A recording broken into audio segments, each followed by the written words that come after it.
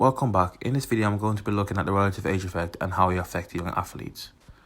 The relative age effect is a phenomenon which children are born in. For example, if someone was born between January and March, they were considered an early bird child and tend to be physically developed more than their counterparts who were born in the later quartile. This also affects who's being chosen when being scouted.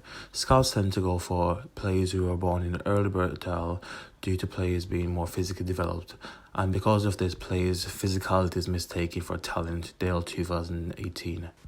Players with a greater relative age are more likely to be identified as talented because of the likely physical advantage they have over their younger peers.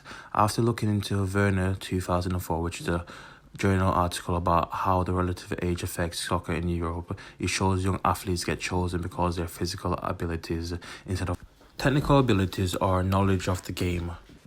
Looking into this problem with early quartile players, because they are physically developed, they find it easier to play against later quartile players, so they stop developing, which mean early quartile players then surpass them with technical and tactical skills. This is because coaches don't focus on developing youth players when they're physically developed, by Venturi 2004.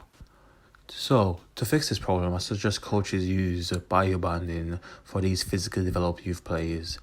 This will lead to these players getting grouped with other physical players from the same age or older, so that they can work at a high intensity so that they don't stop progressing. This means players who are being biobanded will focus on other factors such as technical and tactical abilities so they can continue improving, from Rogol 2018. Moving on now, let's look at how the relative age effect is linked into the dropout rates increasing. This can be the reason why dropout rates are increasing within football, because physically developed players are being mistaken for talented, which then leads to these players going into academies and struggling against players who are technically developed, from INIC 2018. So, these players might be able to perform on a physical level, such as being strong on the ball, holding players off but not having the ability to connect a play with a pass. This leads to them dropping out of sports because they're not having fun and they're underperforming. Coaches need to be aware when they have a physically developed players so they can train and coach them properly. This is from Kobe in 2013. These players need to be nurtured in terms of biobanding and have them in the right environment so that they can keep developing over a long period of time. Other key factors about the game, such as ball control and being able to play a pass, are key factors that they need to learn within playing with other older athletes. This is from Keaton in 2010. To conclude this video, I believe the FA and football clubs need to start assessing young players differently so that they can start reducing dropout rates, because they are mistaken physically developed as talent. They should wait until these young athletes are more mature and then assess them through the 4 corner module so that they can get the right players to go through these talent identification program from Vayan 2008.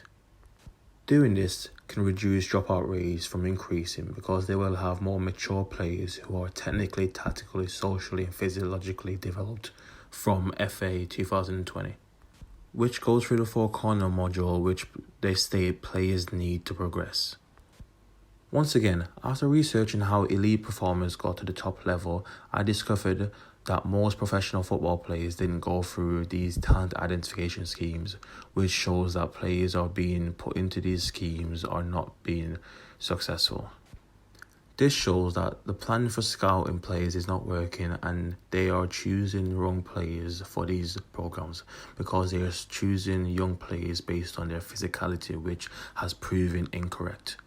Finally, how does this affect actual players?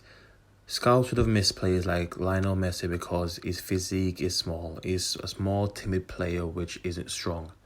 This means the wrong scout would have missed his technical abilities because he has proven to be one of the most technical players in our generation, from Gullit 2017.